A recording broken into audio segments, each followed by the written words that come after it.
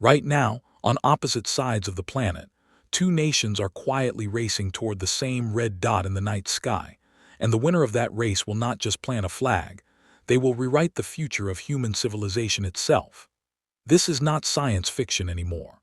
Rockets are already being built, timelines are already being announced, and both the United States and China have publicly committed to putting boots on Martian soil within our lifetime. So the real question is not whether humans will reach Mars. The real question is who gets there first, and by the end of this video, you are going to understand exactly why that answer is far less obvious than most people assume. For decades, Mars felt like a permanently distant dream, always 20 years away no matter what year you asked. But something fundamentally shifted in the last few years. A new generation of reusable rockets, a new era of state-sponsored ambition from Beijing, and a new sense of urgency in Washington have combined to turn Mars from a theoretical goal into an active, funded, engineering race with real hardware and real deadlines. Today we are going to walk through both nations' actual plans, their rockets, their timelines, their strengths, and their very real weaknesses, so that you can form your own informed opinion about who is actually going to win this race, rather than just repeating whatever headline you saw last week. Let us start with the country that got to the moon first, because everything about America's Mars strategy is built on lessons learned and mistakes made during the space race of the 1960s.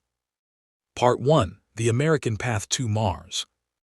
The United States' approach to Mars is fundamentally built around a single strategic principle, and that principle is proving every piece of the technology at the moon first, before ever risking human lives on a journey to a planet that takes months to reach and where rescue is essentially impossible. This is why the Artemis program exists at all. Artemis is not really about the moon for its own sake, not primarily.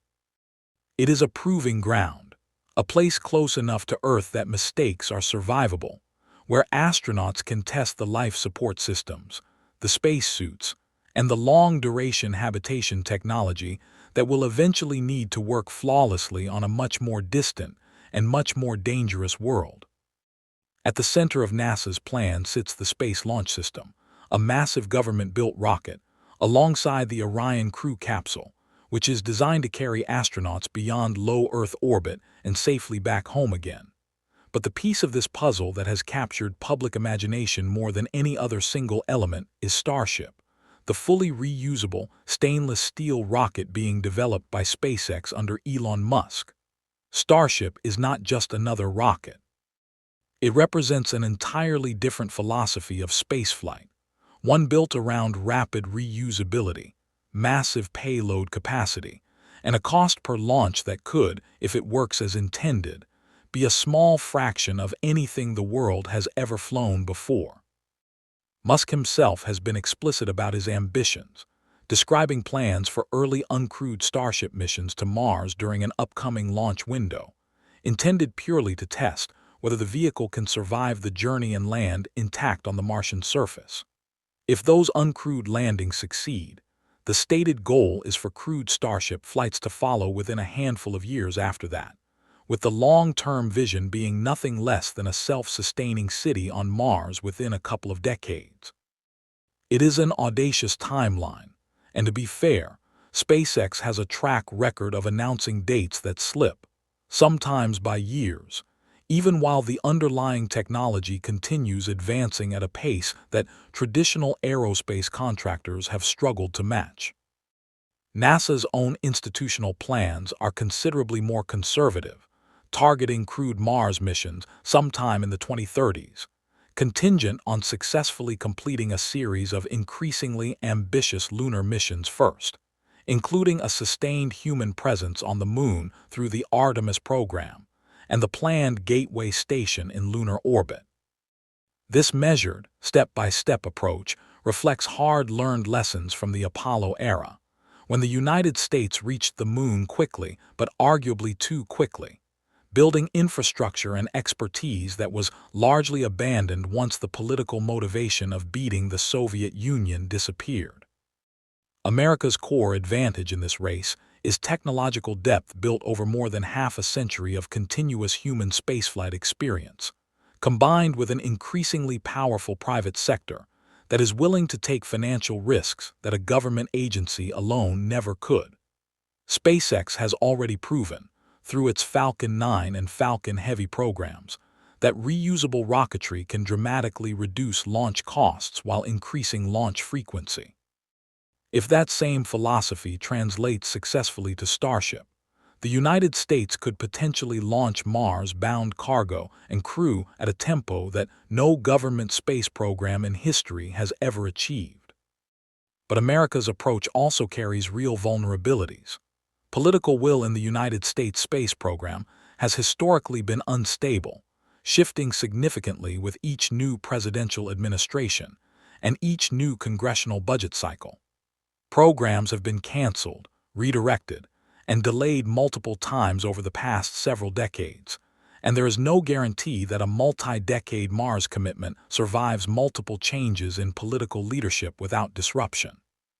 There is also the sheer engineering difficulty of Starship itself, a vehicle that must solve multiple unprecedented challenges simultaneously, including orbital refueling with multiple tanker launches, reliable atmospheric re-entry, and a heat shield capable of surviving both Earth re-entry and the different atmospheric conditions of Mars. Part 2. China's Path to Mars.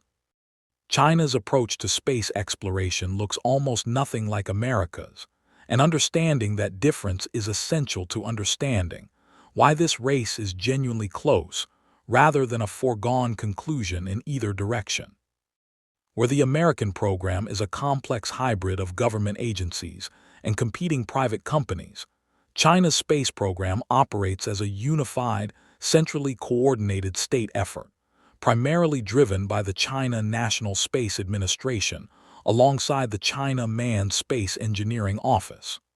This structure has real advantages, particularly consistency. Chinese space officials have repeatedly emphasized a deliberate, methodical, step-by-step strategy. And unlike the American system, Chinese space ambitions are far less vulnerable to being derailed by a single election cycle or a single change in political leadership. China's Mars ambitions became globally visible when its Tianwen-1 mission successfully landed a rover on the Martian surface, making China only the second nation in history to successfully operate a rover on Mars. That success has since accelerated into a much more ambitious follow-up mission called Tianwen-3, an uncrewed sample return mission designed to collect Martian soil and rock samples and bring them back to Earth, a feat that no nation has yet accomplished. Chinese space officials have indicated this sample return mission is targeted for the late 2020s, with samples expected to arrive back on Earth in the following few years, potentially positioning China to become the very first nation to place actual Martian material into human hands back on our home planet. For crewed missions specifically, senior officials from China's main rocket manufacturing organization have publicly outlined a strikingly specific timeline, describing a sequence of crewed Mars launches beginning in the early 2030s, with follow-up missions continuing roughly every 2 years after that, as part of a long-term strategy to eventually establish a permanently inhabited base on the Martian surface capable of extracting local resources for fuel, water, and construction material.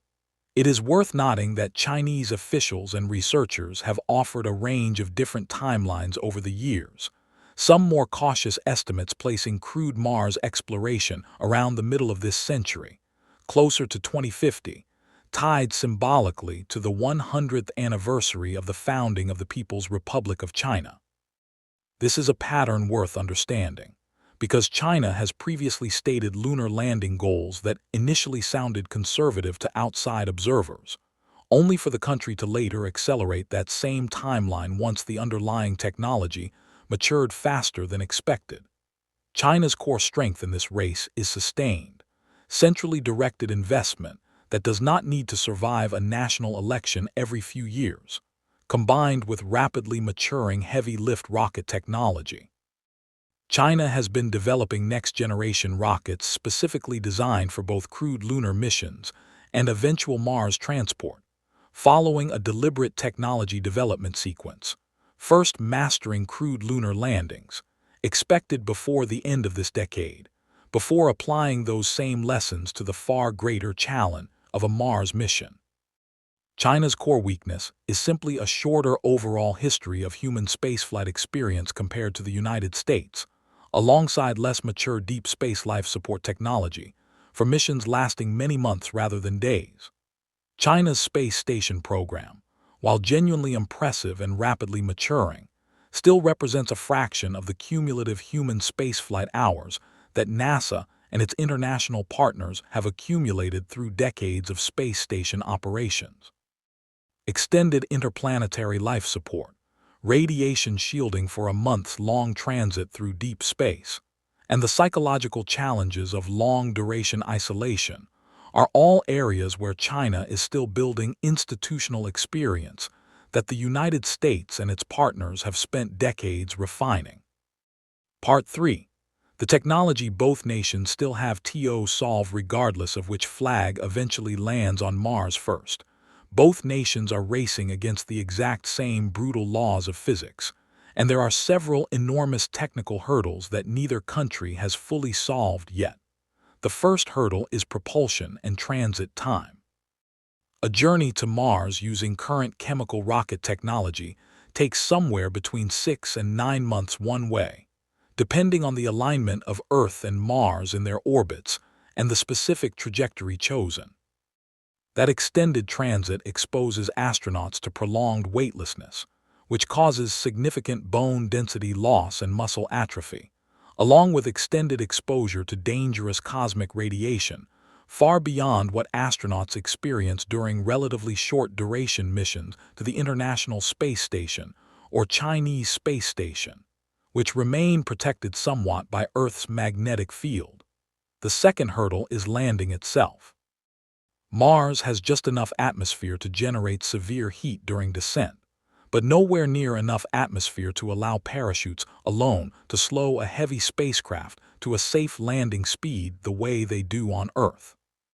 This awkward middle ground has been called, by engineers who have worked on the problem, one of the hardest unsolved challenges in all of spaceflight, and it becomes exponentially harder as the mass of the spacecraft increases, meaning a small robotic rover is a completely different engineering problem than landing a massive vehicle carrying human crew, life support systems, and months of supplies. The third hurdle is what happens after landing. Any successful human Mars mission needs a return vehicle, and the most efficient plans for that return vehicle involve manufacturing rocket fuel directly on the Martian surface using local resources, a process called in situ resource utilization, essentially converting the carbon dioxide in the Martian atmosphere into usable propellant.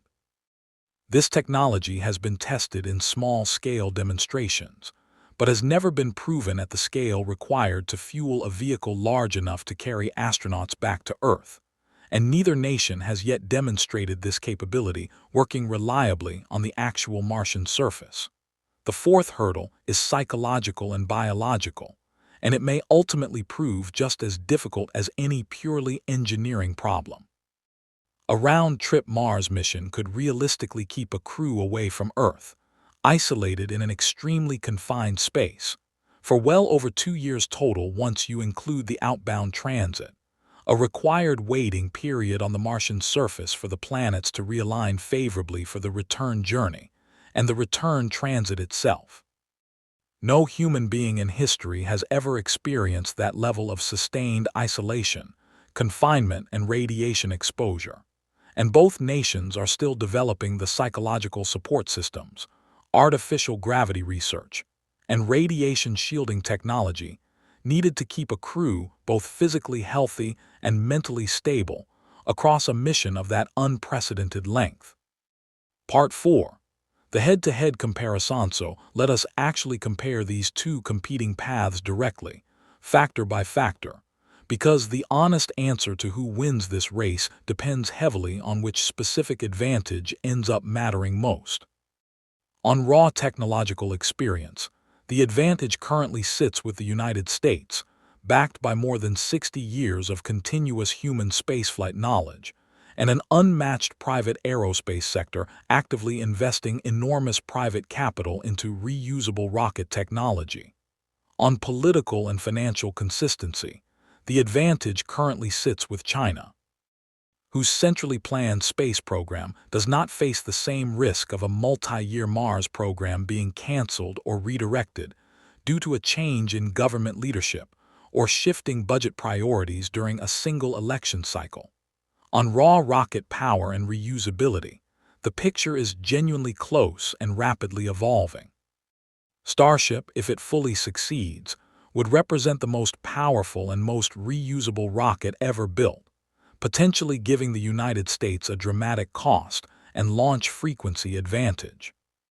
China's own new generation heavy lift rockets are less flashy publicly, but are being developed with a specific, deliberate focus on the exact lunar and Mars transport requirements needed for crewed deep space missions, without some of the additional commercial distractions that stretch SpaceX's attention across satellite internet services, Earth orbit tourism, and numerous other simultaneous business priorities.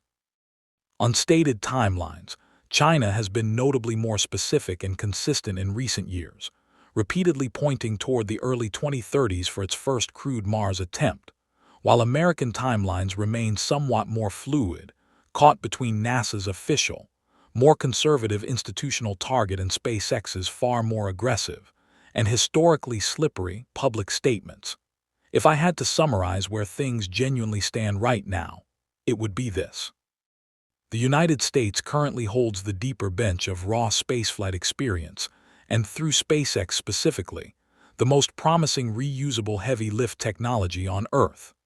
China currently holds the more stable, uninterrupted long-term funding commitment and a track record, established through its lunar program, of quietly outperforming its own publicly stated timelines. Neither advantage guarantees victory on its own, and it is genuinely possible, and arguably likely, that both nations could achieve a crewed Mars landing within just a few years of one another, transforming what feels like a two-horse race into something closer to a photo finish stretched across an entire decade. Conclusion: whichever nation gets there first, and whichever year it actually happens, one thing is already certain. The era of human beings existing only on a single planet is coming to an end, and the generation of engineers, scientists, and astronauts working on both sides of this race right now are quite literally building the first permanent chapter of humanity beyond Earth. If you found this breakdown genuinely useful for understanding where things stand between the United States and China in the race to Mars, let me know in the comments which nation you think will actually get there first. And if you want a deeper dive into the specific rockets, the specific spacesuits, or the specific habitats being built for this exact mission, subscribe and stay close, because that detailed breakdown is coming next right here on this channel.